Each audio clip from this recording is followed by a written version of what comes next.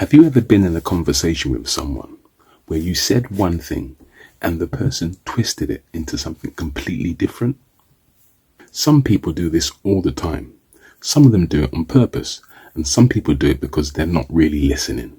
Okay, so let me break it down. Now, here's the first example. Playing the victim. Some people like to play the victim. Now, this type of abuse of a logical fallacy happens when a person takes a general statement and makes it personal. So in this example, person one says, "You clearly don't understand what I'm saying." Now listen carefully. Person one says, "Clearly, you don't understand what I'm saying." And then person two says, "So what, you're calling me stupid? What, you're saying I'm dumb? You're calling me stupid?"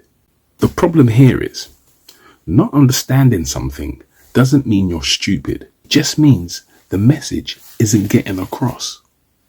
Suggesting that the person doesn't understand what is being said is not the same as calling them stupid.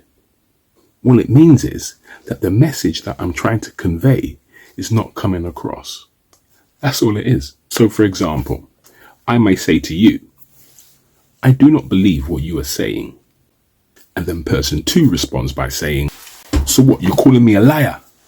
So what are you saying? You're calling me a liar?" And the problem here is, not believing something is not the same as calling somebody a liar.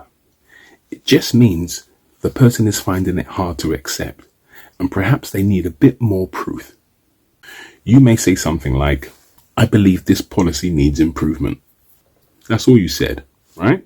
The other person says in response to that, "Wow, so I guess you just don't care about the people who are affected by it." You see what happened there? It was an attack. It didn't deal with the actual issue or what you actually said. You just suggested that we consider improving something. And then the person turned around and made a judgment on you using an emotional attack to suggest you don't care. Remember, caring is an emotion. So they've used the word caring. You don't care about X, Y, and Z. That's why you've said that. And I'm like, well, that's not what I said at all. All I said, we should consider reviewing this policy. And the person took what you said, twisted it, and turned it into an emotional attack. So why do people do this? It's the worst abuse of a logical fallacy that you've experienced. How we handle ourselves in conversations are really important. It's a sign that we're growing as people and we're seeking to understand each other, not just to pick a fight or just to win a battle. Don't get me wrong, there are some people who are petty as hell like that, and that's all they're about, is to win the battle. Often I like to give people the last word.